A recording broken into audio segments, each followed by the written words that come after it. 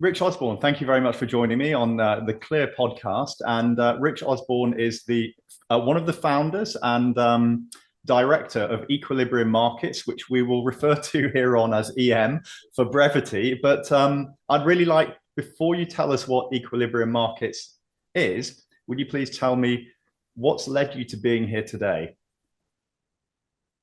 Yes. Well, my career history really has fallen into two parts. So my first role was as an account manager for Procter and Gamble, actually. So when I left university back in the 90s,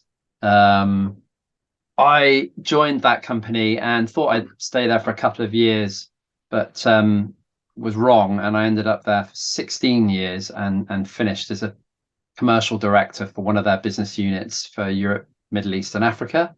I was managing a massive business, a huge organization, and it was great. But I'd got to the point where I'd had enough of that, and my motivations and values were starting to fall more into a direction of working in an industry that I had true passion for.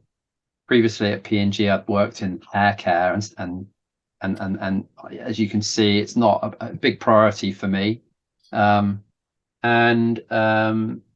B, I wanted to really start working in an industry where I could see how I could make a really positive difference, more in line with sort of my values at the time, which were around social equity, environmental impact.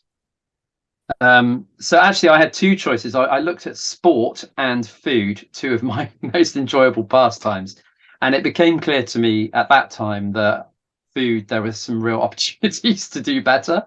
And actually, the journey started quite early on. We spent time at the Cardiff University's Experience Innovation Centre, where they taught us to how to innovate experiences, and we did that.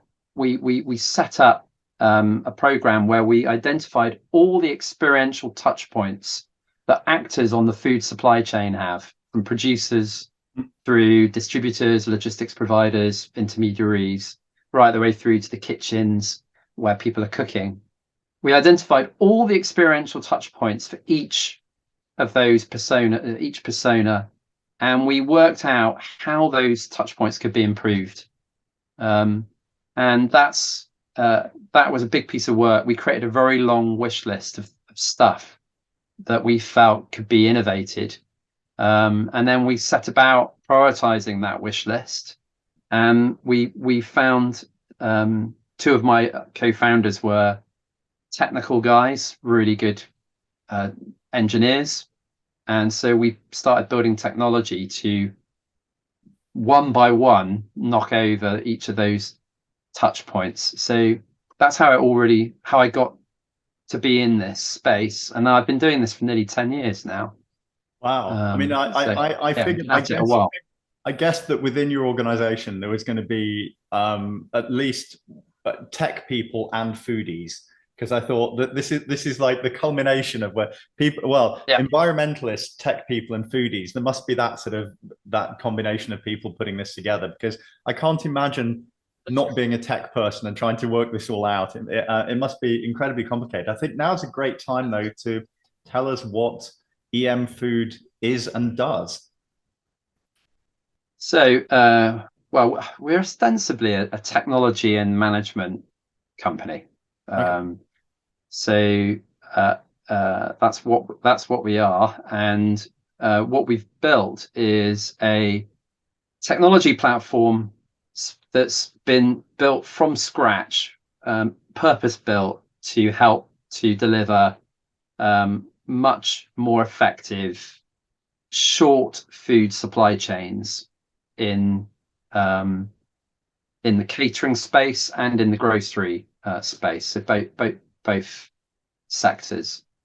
And where we're at today, after many years of trial and error with this and developing ways to improve things, we have 4 different modules, and each module is kind of user centric. So, Okay.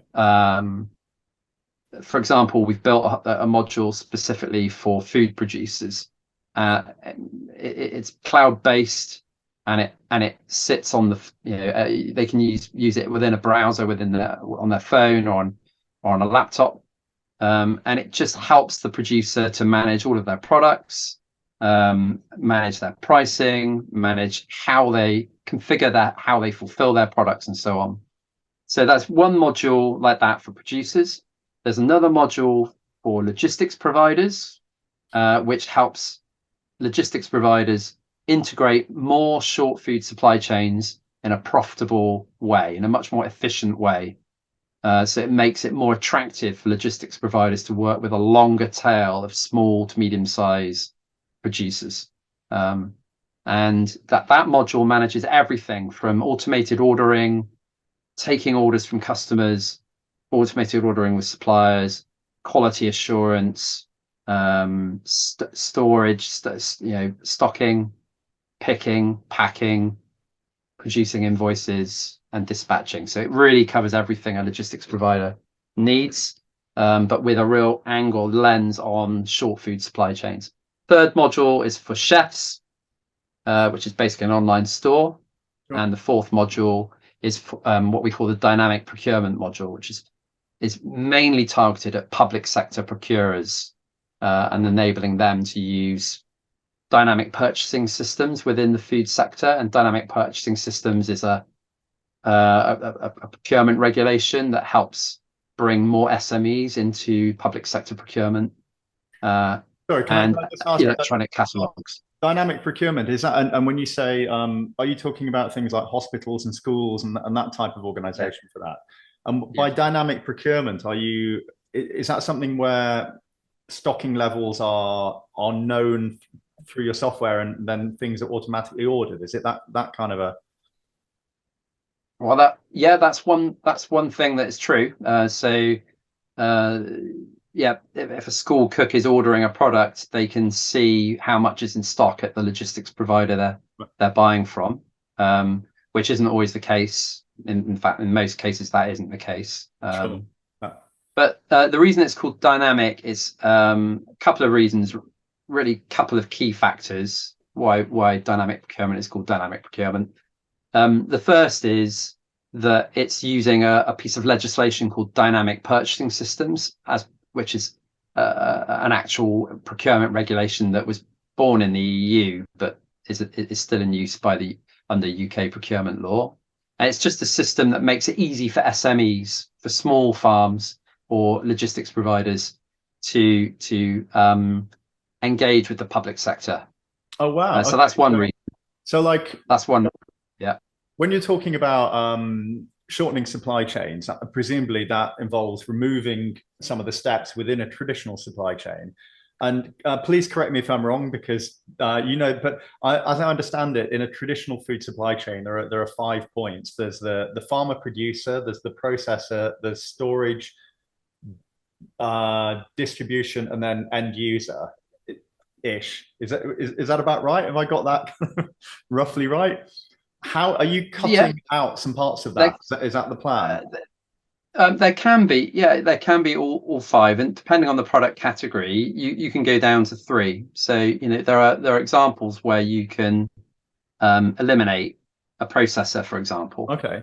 And there are some, obviously, where you can't meet. You simply couldn't cut out a processor for obvious reasons. So within that analogy, example, you could. Sorry, Rich, to interrupt. Yeah. Within that analogy, let's say if we're looking at 2 products, let's say we're looking at onions and minced beef, for example, 2 things that like a public institution might use a lot of. One of them, the onion, could theoretically go straight from the farm to the kitchen, and that would that be considered that's shortening the supply chain? But then, as you said, beef would need to go to an abattoir. It would then need breaking down. It would need aging, processing. There are steps that probably can't be cut out. So how are you, if somebody is like, say, an onion farmer or a beef farmer, how would they? How are you helping get their product into, let's say, a hospital kitchen? So with the case of the onion farmer, most onion farmers in the UK, I think it's probably accurate for me to say this, have never supplied the public sector before. They will never have been had involvement. In fact, most food producers in the UK will never have supplied the public sector in general. And there are a number of reasons for this. And there are a long list of barriers to entry, Right. for particularly for SMEs, for small to medium sized farms. And they're the ones that we're really keen, they're the ones that are going down in number fast in the UK, fastest.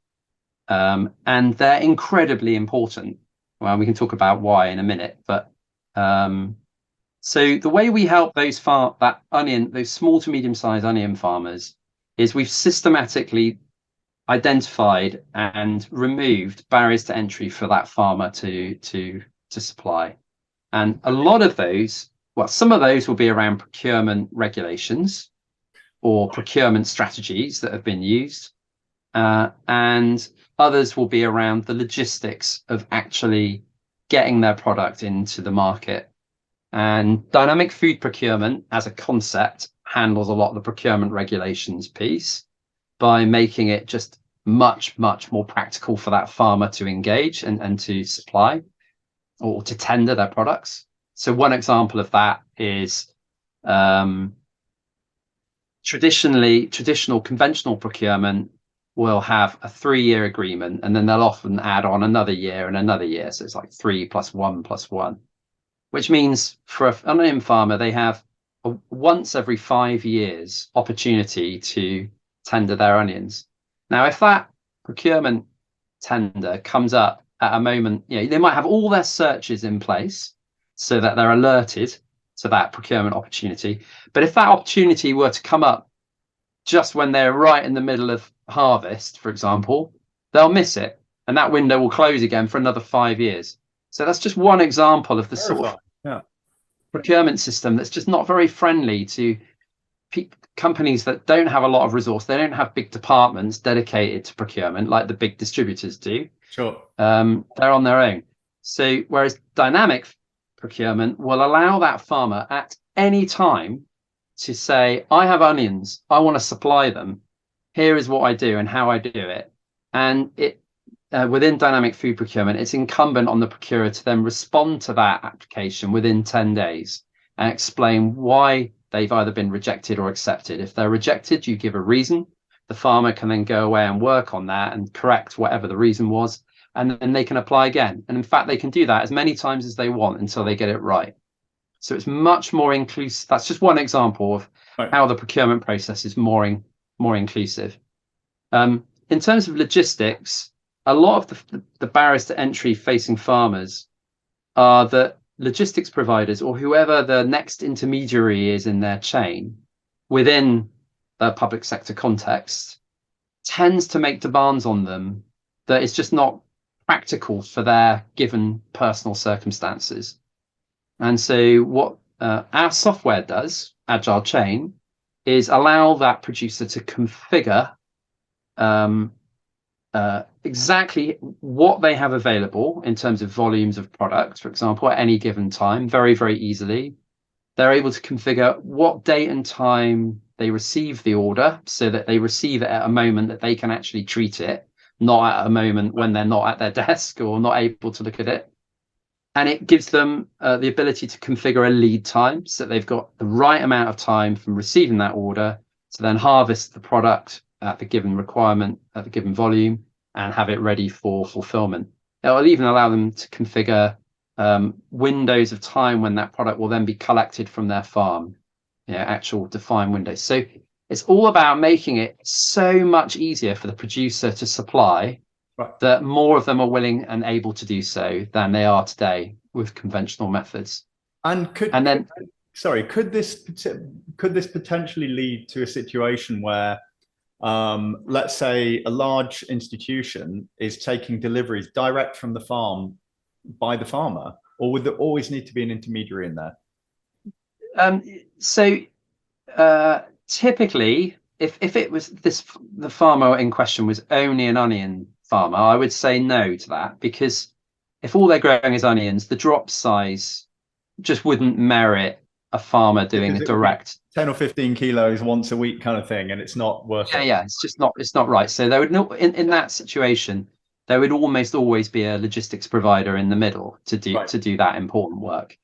Um, However, there are cases where producers can deliver direct and are able to, and that's fine. Dairy is a good example of that, where there are a mix of different products, and dairies, they're ordering quite large volumes, and dairies can deliver direct. So there are both can work, but typically what we're trying to fix is the ability for a farmer to supply into a logistics provider, Right. and that logistics provider is able to manage it so effectively and efficiently and consistently with discipline that the relationship between them doesn't fall over, it stays strong, Yeah.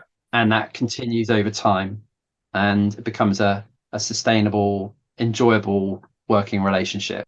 And that logistics provider then delivers in a consolidated delivery of all the other products the customer wants Got you. The in one carrots and the trolley. potatoes and the whatever else. Yeah. No, and also I can see a lot of sense in, I can see a lot of potential problems, or let's say, I think onions a great thing because it's used a lot, but not in large quantities. So it's a really good example that we've chosen there. But I could imagine problems there in that if you have a third party in the middle, you've got some more accountability for anything potentially going wrong in terms of quality control, or or at least being able to take out the ebbs and flows of supply, which I would imagine you don't have every week.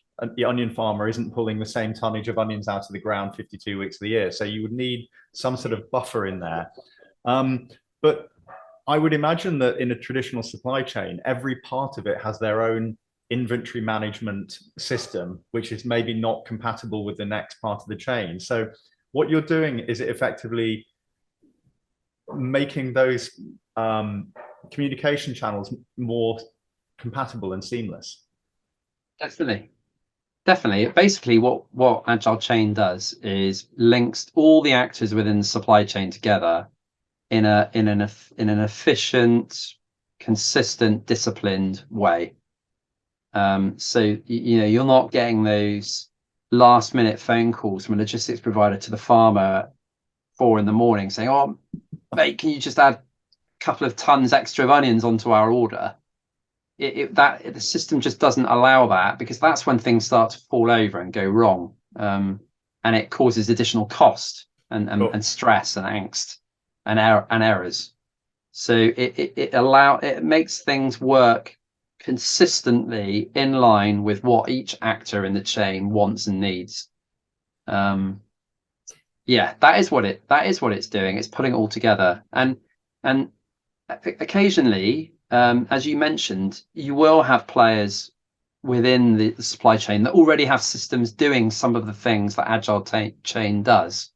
And so that's where integrations are needed, and Agile Chain can integrate with existing supply chain software that sits wherever it may be within the supply chain. Oh, I see. So it's not like you come in and you say, okay, every system, all your software using now needs to be replaced, but you actually can integrate with what's there already. Gosh, that must have been some complex coding you guys have got your heads into.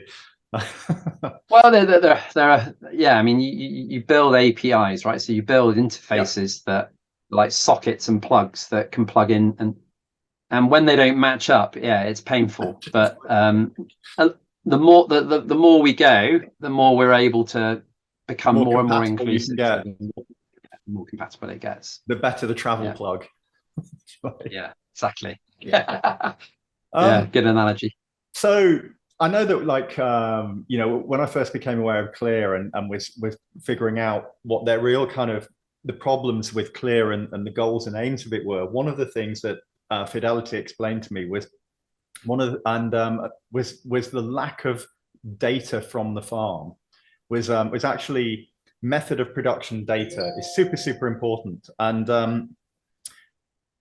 I think obviously if C.L.E.A.R are looking to create a situation where mandatory food labeling shows very clearly the method of production.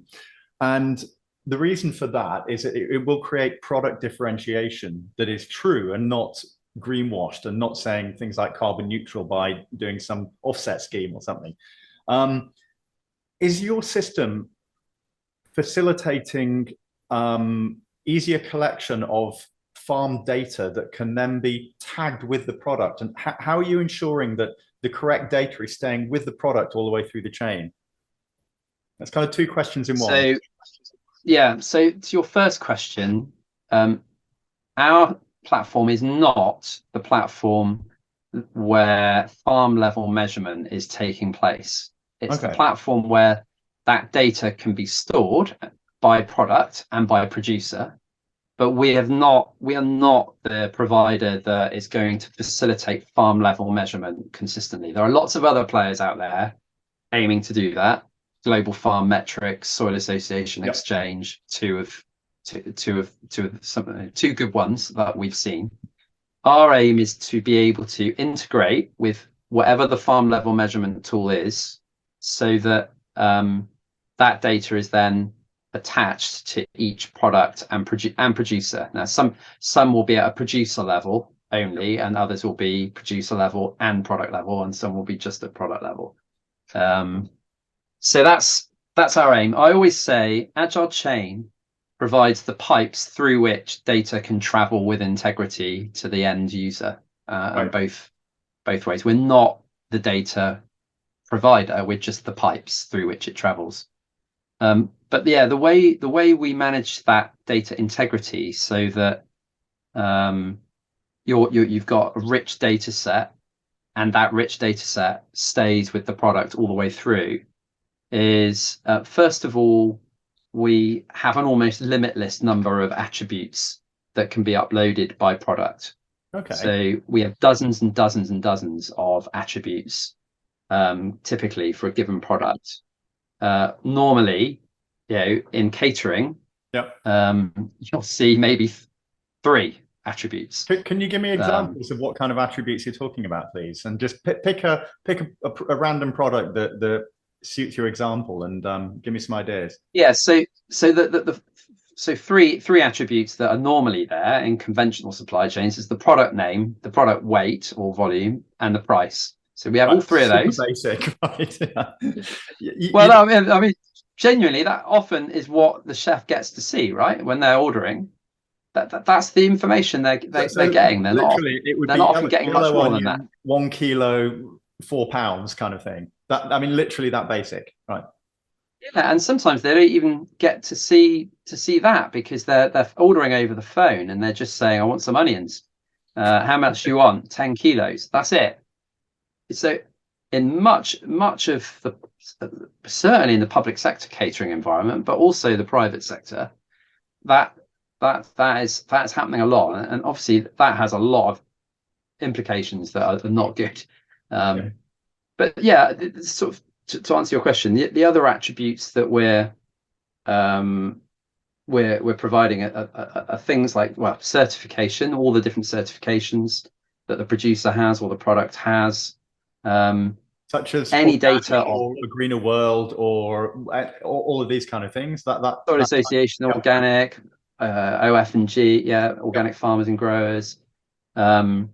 We'll also contain information about the people, so who's working on the farm, who are they, human level data, how are they managing the people that work on the farm, that can be contained, that can be attached. Even photographs of the people and of the farm are there. Oh wow! So there's quite a bit of sort of qualitative data. And then in terms of quantitative data, we can include anything. I mean, at the moment, largely there's an absence of consistent farm level data to give really a good quantitative answer to your question. There isn't, the carbon footprint of this product is X. We just can't get that at the moment, even though, as you know, the vast majority of the carbon footprint of our food system sits at farm level. It's ironic that at the moment procurers just don't have access to that information. You only have like a global average score for products. But that's going to come. It is coming. It's nearly there. In fact, as I mentioned earlier, I was just talking to James Cashmore at the Soil Association Exchange just last week, and he's telling me that their platform is very nearly ready to go. It's Amazing, yeah. costs several £100, up to £1,000 for a farm level assessment, and you're going to be getting super rich data set by farm on carbon sequestration in the soil, water use, data on any water courses locally that have been infected by the farm. Endless amounts of environmental and social data from the farm, and all of that can then be attached as attribute sets. And then what we do is for every single product fulfilled from a farm, it's given a reference number, and that reference number, I think it's a 12-digit reference number, is carried right the way through and tracked right the way through to the point of from the point of the farm gate through the logistics provider into storage at whatever storage it has. That will be measured and tracked through to who picked it, who packed it, and what day it was then delivered through to which end customer and their address. And so that all of that data about the time and dates and who's touched it, who hasn't, who's checked it, when quality assurance was performed, So all of that will be logged against that 12-digit code. So that 12-digit code isn't just the product number, it's the journey of that individual product, and it logs it from the producer through to the customer and the logistics provider. So it's like a passport. Super traceable. Yeah, exactly. It's like a passport. Amazing. Wow. You're a good communicator, Glenn. I should get your help. Said it's so much quicker and conciser. And my brain has to make things simple. It's the only way I can get through this world. So, okay, that all makes a lot of sense. Can I ask you for a sort of hypothetical scenario? So imagine I'm a hotelier in Devon and I want to put my menu together and for it to be seasonal. Could I use your platform to say I want all my seasonal veg to come from a certain hyper local area? Can I use your technology to find the shortest supply chain in terms of distance, not just nodules, that's possible to get, so that we can start to develop this concept of hyper local, connected to the land food within a seasonal variation? Is that something you can do? Is that actually kind of keep it geographically local as well? Yeah, so we intentionally don't put great emphasis on food miles, because I think food miles, frankly, is a distraction. It's really not a very helpful measure of the sustainability profile of food. But what we do is we put a stamp on products where we do have farm gate, from farm gate through logistics provider to the customer tracking. Normally that means that the supply chain's short enough that there are no intermediaries touching that product without agile chain tracking it. So we give those products a fresh range stamp, we call it. Okay. So it's fresher because it's within range. That's the idea. And so when the chef is shopping on their online store and building their order of everything they need, they can filter on the fresh range stamp and only see products in that category. Amazing, right? So that's how they can do what you're saying, and then they can navigate by category and only see those products. They can also rank products so that those fresh range products rise to the top within category listings, but they still have other products, more anonymous products, where the supply chain is longer, which we still rely on, right? There are plenty of products like bananas that is always the example people use. Sure. So what we're not claiming is that our platform will revolutionize the supply chain for hotels in Devon to the extent where they can get everything they need within their region with short supply chains. Maybe one day a hotel might manage that, but we're not there yet. And still, the majority of products will have an anonymous, some form of anonymity within their supply chain, even on our platform. It's just where But you can form those short yeah. chains, you can do so in an efficient and profitable way so that they sustain and become enduring and healthy for you. So yeah, I understand that not everything could have that kind of hyper local locality to it, but I can certainly envisage a scenario where there was a dish of, I don't know, lamb roast with vegetables, which could all come from Devon for the Devon hotelier, and probably the dessert might not have all the elements or whatever, but Definitely. you could certainly make claims for particular dishes if they were well conceived. And I think even as a Definitely. Yeah. introduction, that's a super interesting thing for chefs to start getting their head around. That Yeah. previously, if they're dealing with a big wholesaler, it's just not possible. Like the info, as you said, No. the information isn't there. It's name of product, weight, and cost, and you don't even know half the time which And country it's. more than that, and this is where we get into sort of C.L.E.A.R territory. We provide assets for each producer. So if you're a chef and you're making a roast lamb dinner, all with where every product has the fresh range stamp on it. In other words, the supply chain is complete right the way back to farm. That means for every single farm, say you're buying the lamb from one Dartmoor livestock farmer, and you're buying some leeks and from a grower in Devon, some Sharpham cheese from Devon. A friend of mine runs Sharpham Dairy. He'll thank me for mentioning it. Yeah, I get the And so you have a cheese and a leaky cheesy dish. You will provide assets of every farm, and so the chef could, if they wanted, produce a big collage of poster with information about every farm, every product, and every farm. You could just print it out. brilliant. So, and we've done that many times. So we've had schools, for example, where when the kids are queuing up, they see posters saying in your roast today, you've got carrots grown from Farrington Farm, for example, and you've got pictures of Andy, the grower, explaining what's different about his carrots and how freshly he picks them for them. And he explains that ask your chef to show you a carrot. In the description on the poster, he'll say, Yeah. ask them to snap the carrot and see the difference. It's oozing juice because it's just been picked.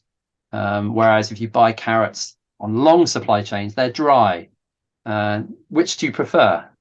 So it starts to get people to understand the benefits of short chains, not just in sort of social, environmental, but also because the food's just more inspiring, basically. It tastes better and it's better for you, and it makes that direct connection between the land and people's health. I'm so inspired by that. That's incredible. Another question I think is super relevant is with this traceability. So obviously there are premiums for things like organic, and that they have established price premiums above conventional. But I would imagine that your monitoring and your software would also be able to kind of put a kind of a food into some sort of a grading system that is maybe slightly outside of the well-established certifications, because I think it provides a higher perceived value to the product if we know where it's come from. Is that, and also, I think I said a second part of the same question is presumably if you're cutting elements out of the supply chain, you're making things more efficient. You're also enabling cost savings at both ends. So cost saving to the consumer and a better price to the producer if it's a shorter chain. Are those things that happen? So we got countless examples of where it's not only the removal of sort of middlemen or removal of intermediaries that reduces the cost of food. What we find is if you form enduring, healthy, short supply chains with farmers in your region, you'll find that there are certain points in the year, even when the production approach on farm is superior. So you might be following organic principles on the farm, and you compare that with a wholesale anonymous alternative product that hasn't got organic principles claimed. So it is effectively not as good, arguably, sustainably. You can have situations where at certain points in the year, the national wholesale price and the international wholesale price of that inferior product rises above the price of the product that's regionally sourced on a short, efficient chain that is ecologically or in some way superior. So you can actually start to buy that superior product at a lower price than the inferior one, and B, enjoy the social or whatever the benefits are on top. And so we've consistently been able to show that with dynamic food procurement and short supply chains being adopted at a reasonable scale, that we can save customers money by doing it, because they don't have to adopt more expensive products. If they want, they can adopt the technology and just digitize the chain they've got and start to learn more about what they're already doing. That'll be price parity, right, with what they've done before. But then they can be targeted in what they choose to evolve in terms of their supply chains, to add in more short chains. And if their factor is only cost, for example, they can become pretty effective at finding short chains that at some points in the year cost less. And that's when they start to be able to reduce their overall budget. And then your first question about, can we help sort of navigate in between the lines of certifications? So could we help? Some people we've had customers in the past saying, "Oh, have you got products that might not have to pay for the organic certification, but are more or less doing the same thing?" The answer is, at the moment, it's not possible to do that with any certainty. And the reason is, there is no consistent farm level measurement beyond those certifying bodies at the moment. So, you've got Soil Association, you've got the Pasture for Life Association. These are bodies that actually have some form of checks in place to make sure that the claims made by the farmer are reality. And with the absence of that at the moment, and no other consistent farm level measurement tool that you can rely on, it becomes very cloudy, and we've chosen not to go there. So in the future, when there's a consistent farm level measurement tool, then yes. And I think what we need is for that farm level measurement to be agnostic, because the problem we have now is, one of the C.L.E.A.R team put me onto a website that showed, I think it was between 600 and 700 global eco labels for food. And each one of these eco labels around the world, like 600 or 700, it has a different set of criteria and measurements. Some of them are completely meaningless, and others are very strict and meaningful and well-intentioned. And I think at the moment we just have this kind of wild west of claims and labels, and there is no sort of agnostic system of measurement that can provide a clear label, which is allowing data to be attached to that product in a meaningful way, I think. And I think with consistency and integrity. Yeah. But I think that's going to come, Glenn. I reckon by 2025 it'll be here. That's how soon I think that will be. Well, that's kind of the aim of C.L.E.A.R, and and I think every somebody. Well, isn't C.L.E.A.R is what I was referring to there. Isn't quite what I understand C.L.E.A.R is doing. So what I was talking about are experts who are able to, in a consistent way and with integrity, evaluate a farm's production approaches, and provide data on that. And my understanding is C.L.E.A.R will be able to take that data and manifest it in a way that's digestible and interpretable by the end consumer. Yes, no, you're right. So right. It's but pushing different for that to be mandatory. But that it's the chicken and egg that it can only be done once the data, the farm level data is collected in an agnostic manner.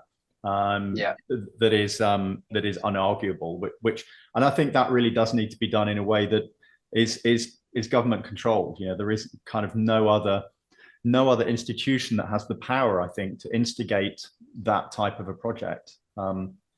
Soil Association.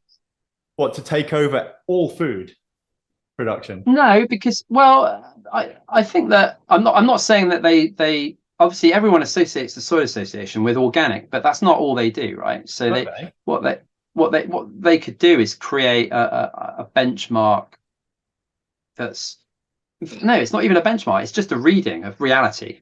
This is just a reality check on various measures. Yeah, I mean, I think that maybe you're right. Maybe governments need to set what those criteria are, but then you could have a range of different private sector organizations coming up with ways in which to collect that data. And so long as it's done consistently and that can be proven, then that's fine. I just don't think it's realistic for government to do it unless it's done like a sort of a tax return with HMRC. But look at a mess we're getting ourselves into with that. I mean, what a mess, by the way. It's a big mess at the minute. They're not handling it. No, that HMRC is not in a good way at the moment, are they? No, so I'm a bit nervous about entrusting government to do that, particularly the state government as it is at the moment. I just can't see it happening. I kind of imagined it would be a part of some sort of subsidy scheme, though. You know, like, because subsidies have always been a part of food production, and we've got a chance to sort of slightly rewrite the book at the moment with with our current situation. And I don't know. I kind of imagine that. I had an idea really that a very simple metric for how nature friendly food was produced could potentially be to measure the nutrient density of that food against a national average, because it's my, and this is just my theory, so I'm slightly kind of throwing it out there, but higher nutrient density foods come from more complex ecosystems, and I don't know if there's a way that you could necessarily trick that with additives or externalities. It's almost like I think for example beef. I spoke to a guy in my previous job who was at Utah University, and he was one of probably the world leading authority, his lab, on the nutrient constituents that can be in grass-fed, well, in beef in particular. And he'd noted between 600 and 700 phytonutrients that could be in beef, which is plant-based chemicals that are followed through. And he said there's a very simple equation. The more complex the ecosystem the animal has been grazing on, the more phytonutrients are there. So that made me think, in some ways, possibly all we need to do to have a graded food system is just measure the nutrient density of the carrot, the onion, the minced beef, the egg, whatever it is, and reward that. Do you think that could work? So are you saying that obviously nutrient density is desirable, full stop, but are you saying that that is like a what's the word? It's an indicator, or it's a well correlated indicator that if the nutrient density is high, then biodiversity is good and on farm, and carbon sequestration is good on farm. Yeah, it's like so a way of knowing that test kind of thing. Yeah, I've heard that said. I've heard that said that correlation exists between those pieces, but then there are other issues like animal welfare. So you might do really well on nutrient density, might be really well correlated with carbon, low carbon associated with low carbon, for example. And maybe it might be good with biodiversity as well, but it might not be good for animal welfare, for example. It might not mean the product's good for animal welfare. This is the issue.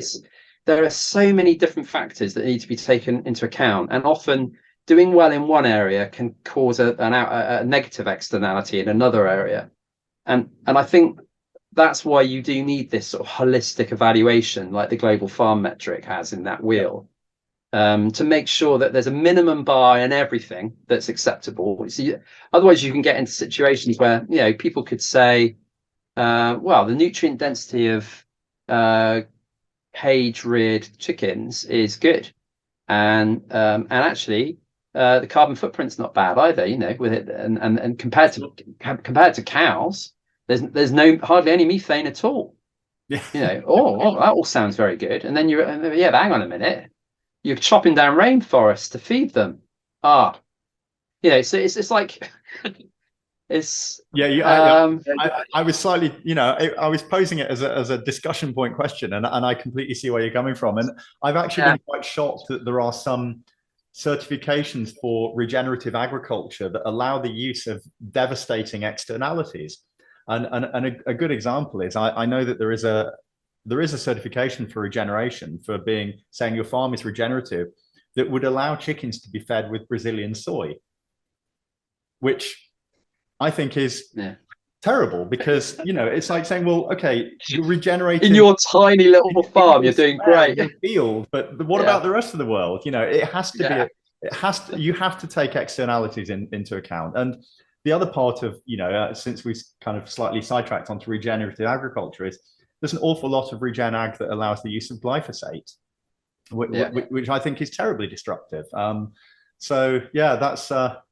I think I'd rather, in many cases, I think I'd rather see no glyphosate usage beyond even no till. If you had to make that choice, it's a tough one. Yeah. I mean, I have to say on glyphosate, I agree with you, but I don't think I understand enough about that issue. I've heard people I respect quite a bit arguing quite strongly in favour of glyphosate. Yeah, but I do concur that I think I'd rather take whatever yield issue there might be in the removal of glyphosate and just accept that based on what we do know about glyphosate already. But yeah, I mean, look, I don't think it's simple, and that's where I do agree with you that we do need government to legislate and bring the policy. And DEFRA, I thought that's what ELMS was going to do, actually. I thought ELMS was going to be the silver bullet for aligning all the on-farm measurements that are needed to ensure you could produce food in harmony with nature. But and I think people are generally seem to be reasonably happy with it in the industry with where we've got to on ELMS. But it doesn't seem to have gone. For what ELMS is. Sorry, yeah. So since we exited the European Union, in the coming year, farms in the UK will no longer be paid the subsidy called the European Common Agricultural Policy. That the EU has been paying and continues to pay based on an acreage of farms. So the more acres you have, the more money you get. And everyone, I think, across the EU, pretty much everyone, except probably the richest, wealthiest landowners, agree that system's rubbish because all you're doing is giving the most money to the wealthiest people and they're not doing anything helpful with their land necessarily. Whereas ELMS, which stands for Environmental Land Management Scheme, is the scheme that is destined to replace that in the UK. And it's supposed to pay a subsidy for farms that doing public good by effectively doing stuff on farm that is going to help the environment and help social and environmental issues. And I was hoping that this scheme would be the definitive answer for what needs to be measured on farm in a really holistic way. But it doesn't appear to be covering all the bases at all for me, and therefore there is still a need for DEFRA to legislate for this, so that based on really well-reasoned policy, in collaboration with those groups that are trying to work this out, like Global Farm Metric and Soil Association Exchange as examples, work with them to try and come up with what that should be, and then, as you say, have one aligned vision, and then all those private providers can all go out and compete and create a market that's efficient and competitive to collect that data on behalf of farms. So that's my vision. Well, yeah, no, I'm with you. Where do you see? What are the? I don't know too much about ELMS. So what are in your view? What are they not doing that they should be or could be measuring? I saw in your last podcast a very lovely gentleman say, "You know what? I'm going to pass on that one." And that's I think you should allow one. Yeah. Okay. That's your. I'm not expert enough on that. Okay. But I think you'll be able to interview someone that is. Someone like Vicky Hurd from Sustain, she should answer that because she'd be brilliant. I'm talking to her in I won't do it justice. Thank you. Okay, that's really kind.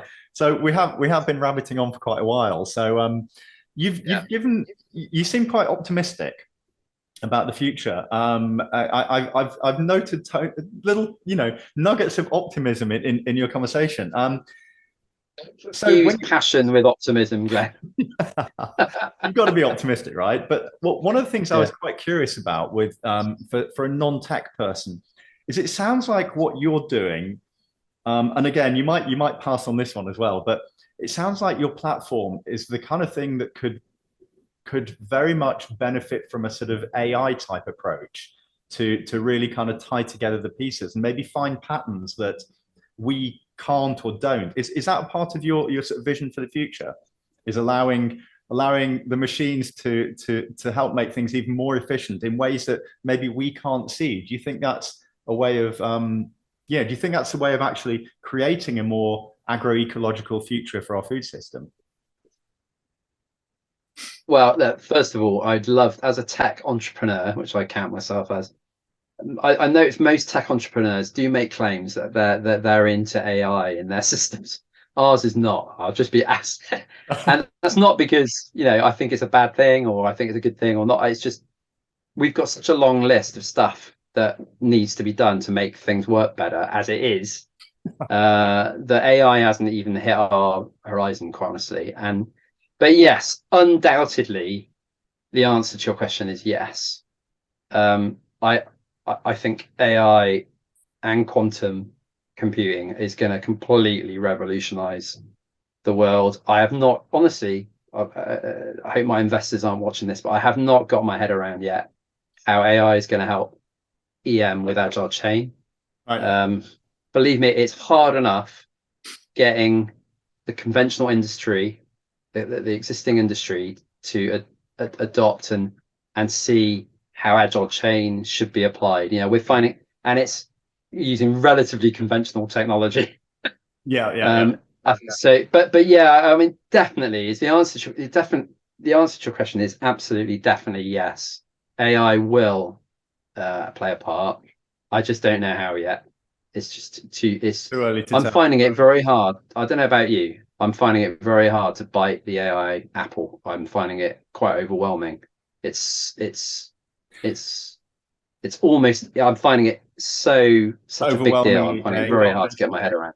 I mean, Yeah. in my sort of in my world, so I was a commercial photographer for 20 years, and the thing that I've seen AI do as a vague example is there's a bit of retouching software that's been industry standard for 20 years called Photoshop, which you would manually be able to retouch pictures. Well, now AI is able to, I could take a picture of you as you're sitting there and ask it to change your shirt to a t-shirt or a wedding dress or anything, and it would do it, and it would match the lighting in and do it accurately, and it would be believable. And even my brain thinking, well, if it can do that, if it can match patterns that well, because it can, what could it do to facilitate pattern recognition for problems such as supply chains Yeah. and agriculture, where, you know, for example, we might be looking at a piece of land and looking at the hydrology and the nutrients, and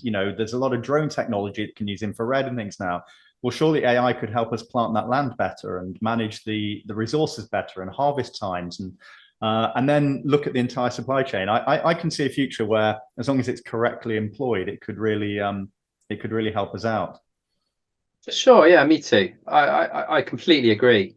It's going to change things enormously for the better in many, many ways. Um, Obviously, the concern is that governments still haven't even managed to regulate social media properly. So, and that's been out a little while now, hasn't it? And we haven't got that long with AI before we need the regulation to hit. Or before our robot overlords decide that we're superfluous to the world. And Yeah. okay, So, just as okay, let's flip it back to the positive. So I'm not that optimistic. what would be your what would be your hopes for the future? What's best case scenario now, in terms of, let's say, looking ahead 10 or 15 years from where we are now? Well, in the C.L.E.A.R context, I think by then, by 10 years, we'll have consistent farm level measurement in place everywhere globally. I think every farm will have it. And there'll be supply chain technology like ours everywhere that completely clears up and cleans up all of the murky food industries, what goes on behind closed doors, all of that will be gone. So there'll be total transparency between farm and consumer. And I think as a result of that, it will revolutionize people's education and understanding of food and the importance of what they're putting in their body. They'll become much more conscious of what they're putting in their body and the impacts it's having on them and the world and others and other humans and other animals. And as a result of that, I think we'll see much more progress in food procurement than we have ever seen before. I think it will be, yeah, total change. And I hope that will also touch on things like ultra processed foods and their impacts, and therefore diet related disease, and that it will reverse what is currently a terrifying trend towards total health and economic breakdown as a result of intransparency in the food supply chain. So we absolutely need it to happen, and I believe it will. And when that happens, I believe it will. Humans make good choices when they're educated and with the right information, with true information. I've learned to believe in that. So my job is to make sure that that supply chain bit is done right. I think we're quite in the lead on it. Not, I think there are other supply chain softwares out there that provide transparency, but what we do is different. Is we provide transparency as like a symptom of helping the supply chain work more effectively and more profitably for the actors within it. So there's a interest for each actor in the supply chain to use our technology, not just to provide transparency for analysts, but because it will make them more money directly in using it because they perform more efficiently. So that's our focus is going to remain on that. When maybe I'll ask you, Glenn, to give me some advice on AI, so we can. Next time I do a podcast, I can say, yeah, we are considering AI quite clearly in our plans, and that would be good. That was an absolutely brilliant way to sum up, Rich. Thank you very much. Okay. If we didn't, I think we could probably go on till about 6 o'clock tonight if we're not careful, just chatting away amongst ourselves. But I think I've enjoyed it. Thanks for having me. We've really nicely contained it there-ish to being on topic. But I really appreciate your time, and I look forward to getting this information out there. Cool. Thanks, Glenn. Good luck. Bye bye.